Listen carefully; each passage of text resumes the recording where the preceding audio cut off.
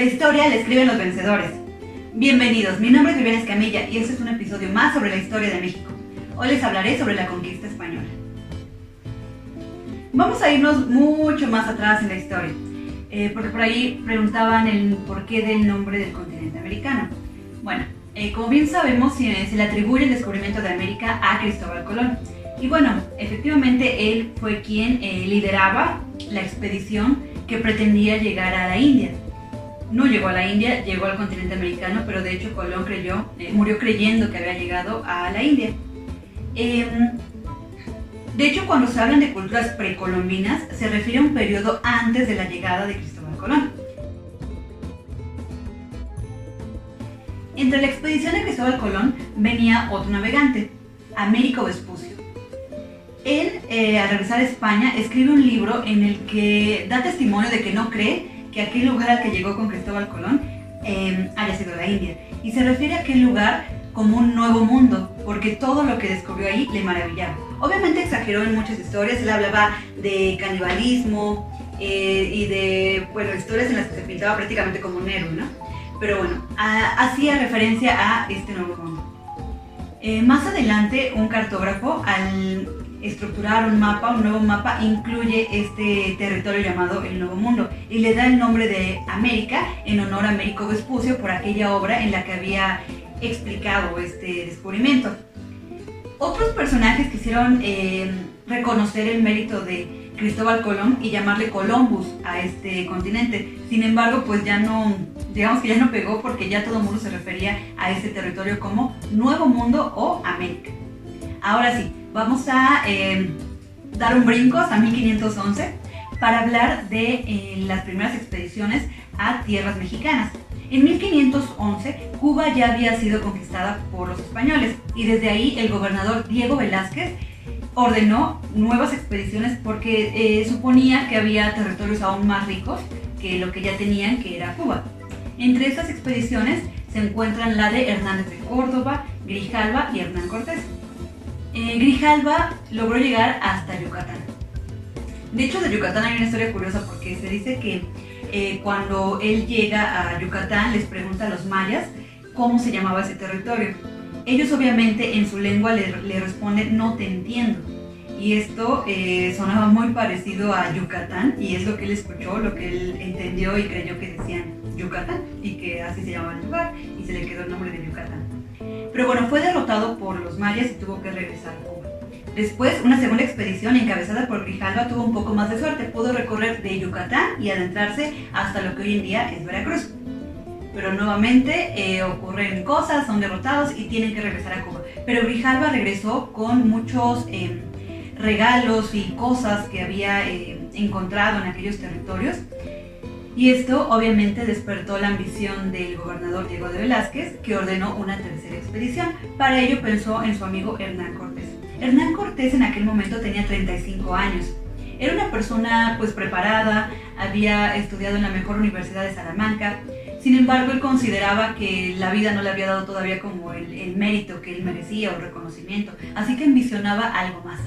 Cuando ve los objetos y las riquezas que traía Grijalva de aquellas tierras, despierta también su ambición. Así que en realidad lo que él quería hacer era conquistar este territorio a nombre suyo y no del gobernador. Por lo tanto, este iba a ser traicionado. Cuando Diego de Velázquez se entera de la posible traición, ya era demasiado tarde porque la expedición de Hernán Cortés ya había zarpado. Hernán Cortés llegó también a Yucatán. De hecho, recorrió una ruta muy parecida a la que ya habían hecho Hernández de Córdoba y Grijalva. Recorre Yucatán, después llega a la isla Sacrificios, la isla de Sacrificios en lo que hoy es Veracruz. Y ahí se entera de que habían dos españoles que habían estado en otras expediciones y que se quedaron. Uno de ellos se quedó porque realmente fue capturado y otro se quedó porque se casó con una mujer maya. Esto le pareció útil porque estos personajes le iban a servir como traductores porque ya hablaban maya. Y de hecho así fue, esto fue como funcional para Hernán Cortés. Y la isla de Sacrificios se enfrenta a mayas chontales. Estos mayas fueron derrotados por los españoles, entonces terminan por hacer obsequios como algunas joyas, oro y también mujeres. Entre estas mujeres se encontraba Malinche, conocida más popularmente como la Malinche. La Malinche sobresalía de las otras mujeres porque era muy hermosa, muy inteligente y hablaba varias lenguas, entre ellas maya y náhuatl. Por lo tanto, Hernán Cortés vio ahí la oportunidad de tener una traductora y una aliada para que ella pudiera traducir lo que escuchaba en náhuatl y traducirlo al maya para otro de los traductores que ya había previamente encontrado Hernán Cortés, y a su vez pues le hablara a él en español. Y este personaje, la Malinche, va a ser también un punto muy importante para la futura conquista española sobre los mexicas. En 1519, cuando Hernán Cortés llegó a la isla de Sacrificios, fue, digamos, detectado por espías mexicas, que de hecho esa es la función que tenían, ¿no? Eran especies de espías o centinelas que vigilaban que no llegaran grupos enemigos a su territorio. Cuando se dan cuenta de la llegada de los españoles y sorprendidos por lo que estaban viendo, porque obviamente no conocían embarcaciones de ese tipo ni personas con características físicas como lo que estaban viendo, pues se sorprenden y llevan el mensaje a su rey, Otlatoani, Moctezuma. Moctezuma deduce una posibilidad, que entre aquellos visitantes que venían, digamos, de tierras lejanas que ellos ni siquiera sabían que existían, se pudiera encontrar uno de sus dioses. Esto porque había una leyenda que decía que el dios Quetzalcóatl regresaría en su figura humana. Quetzalcóatl había sido rey de Cholula y se le atribuía a él el origen de la civilización y de la cultura. Y la leyenda decía que en algún momento regresaría en su figura humana. Pero había también otro punto en esa leyenda que causaba miedo a Moctezuma. Al regreso de Quetzalcóatl sería el fin de su reinado. Con esta, digamos, posible amenaza, lo que hace Moctezuma es enviar una embajada que reciba a estos visitantes de manera amistosa, pacífica, porque lo que ellos hacían, o sea, aplicaron la misma estrategia que con lo que hacían con sus dioses. Ofrecerles algún regalo, hacerles alguna ofrenda, esperando que pues tengan como la amistad, ¿no? Y que estos dioses no hagan ningún daño a su gente. Es por eso que actuaron de la misma manera, enviando regalos, entre los que se encontraban plumas preciosas, joyas, oro, telas. Pero había también ahí 4 regalos muy importantes.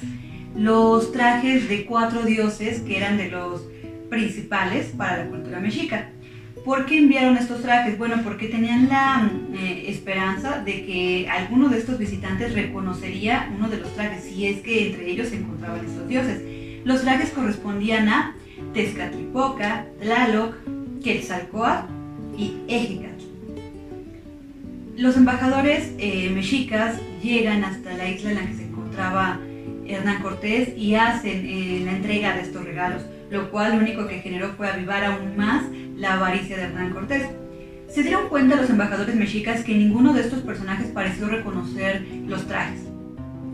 Estos personajes no dieron importancia a los trajes, se centraron más en el oro y las joyas y las plumas que habían ahí. Esto causó desconfianza entre estos embajadores mexicas. Hay que tener en cuenta que estaban ellos maravillados por todo lo que veían porque no tenían ni siquiera la menor idea de dónde habían llegado. En aquel momento, entre las culturas prehispánicas se creía que su territorio y sus tierras eran las únicas. Creían que donde el mar parecía unirse con el cielo, era el mar levantándose en una especie de pared, se unía con el cielo y se levantaba formando una especie de bóveda. Entonces no tenían la menor idea de que habían otros continentes, otros territorios, otras personas. Por eso es que la idea seguía muy latente hacia la posibilidad de que entre aquellos personajes sí se encontrara algún dios. Sin embargo, al ver el comportamiento que tenían los españoles, la manera en la que comían, en la que se movían, muchas características que les parecían tan comunes de cualquier otro ser humano, es que, empezaron a dudar de que realmente se encontrara entre ellos algún dios. Hernán Cortés envía un mensaje a Moctezuma con estos embajadores, los hace prisioneros, los amarran, los cuelgan de los pies y para asustarlos hace sonar sus cañones. Obviamente pues sí generó terror entre los mexicas porque no conocían este tipo de armas. Les horroriza el sonido que hace, el olor de la pólvora y este sonido a la vez espantó a los caballos que se encontraban ahí. Y bueno, como aquí tampoco habían caballos, ellos simplemente veían que eran una especie de bestias embravecidas por el ruido y temieron, tuvieron miedo.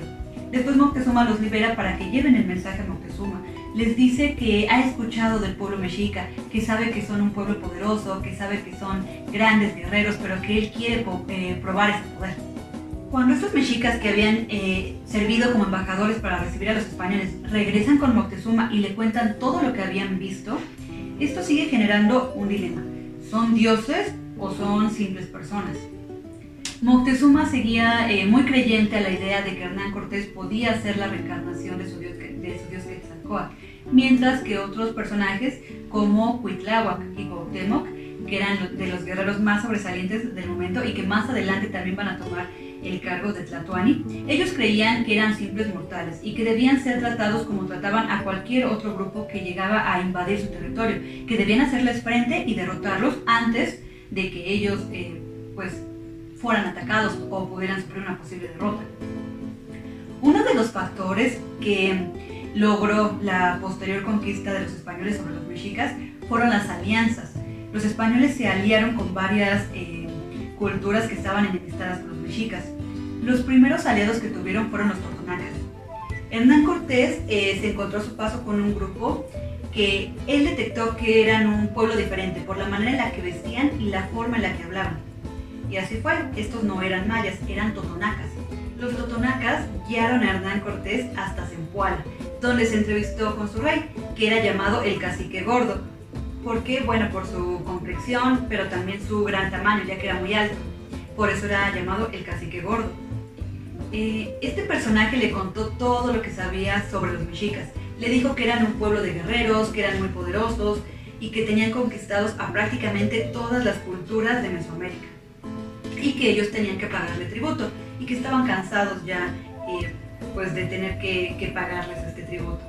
Hernán Cortés ve ahí una posibilidad de aliarse. Les dice a los totonacas que si ellos se suman a su causa y logran vencer a los mexicas, los liberará de su dominio y no tendrán que volver a pagar un tributo. Por casualidad, esa misma ocasión, se aparecieron ahí mexicas que iban justamente a cobrar el tributo. Hernán Cortés, para demostrarle a los totonacas que estaba de su lado, captura a estos personajes y los hace esclavos o prisioneros. Con esta, prueba de lealtad, los totonacas creen en la palabra de los españoles y les dicen que los van a guiar con los máximos enemigos de los mexicas, los tlaxcaltecas. Los tlaxcaltecas eran los principales enemigos de los mexicas. ¿Por qué? Porque habían estado constantemente enfrentándose, pero en realidad ninguno lograba someter al otro. Y vamos a dejar hasta aquí este relato para que les cuente en un segundo episodio qué es lo que pasó cuando los españoles llegan a Tlaxcala. Y en este segundo episodio vienen historias muy interesantes y muy importantes sobre la conquista española, como por ejemplo la matanza en Cholula y la matanza en el Templo Mayor, o también conocida como la Noche Triste. Entonces va a estar muy interesante, espero que no se lo pierdan. Y espero que les haya gustado este video. Si les gustó, por favor compartan, suscríbanse. Gracias por escucharme y nos vemos la próxima.